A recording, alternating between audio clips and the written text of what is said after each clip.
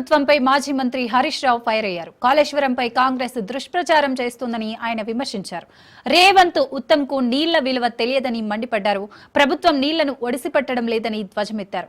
BRS పై కోపంతో కాంగ్రెస్ సర్కార్ రైతులకు అన్యాయం చేస్తోందన్నారు. కాంగ్రెస్ నేతలు బురద రాజకీయాలు చేస్తున్నారని హరీష్ రావు ఆగ్రహం వ్యక్తం చేశారు.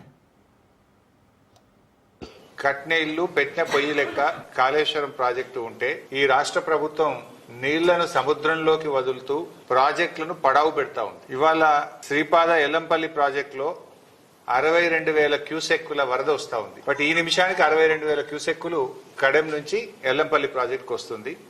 బట్ కడెం ప్రాజెక్టు గేట్లు ఎత్తి ఇప్పటికే 150,000 క్యూసెక్కులు వదిలినారు.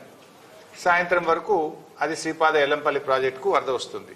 62,000 క్యూసెక్కుల వరద వస్తే ఈ ప్రభుత్వం గేట్లు ఎత్తి సముద్రంలోకి వదిలేసింది. నందిమేడారంలో కట్కొత్తితే రోజుకు 2 టీఎంసీల నీళ్లు వచ్చి మిడ్మానేరులో పడతాయి. నేను వారం రోజుల క్రితమే ఉత్తమ్ కుమార్ రెడ్డికి లెటర్ రాసిన.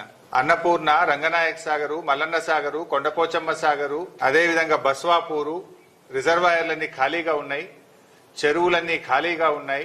నీళ్లను ఒడిసి పట్టండి, వెంటనే మోటార్లు ఆన్ చేయండి అని చెప్పి ప్రభుత్వానికి చెప్పాం. దురదృష్టం ప్రభుత్వం మోటార్లు ఆన్ చేయలేదు. ఇప్పుడు ఏం చేసిండ్రు? ఎల్లంపల్లి గేట్లు ఎత్తి సముద్రంలోకి నీళ్లు వదిలేదు. ఇది దుర్మార్గం. It's a criminal negligence. ఎవడైనా చుక్కను ఒడిసి పడతాడు రైతుల కోసం. ఎందుకంటే నీళ్ల విలువ రైతులకు తెలుస్తుంది. ఈ ఉత్తమ్ కుమార్ రెడ్డికి, రేవంత్ రెడ్డికి నీళ్ల విలువ తెలియదు. మీరు వ్యవసాయం చేసిన వాళ్ళు కాదు. ఇలా కృష్ణానదిలో నీళ్లు సముద్రం పాలవుతున్నాయి, గోదావరిలో నీళ్లు సముద్రం పాలవుతున్నాయి.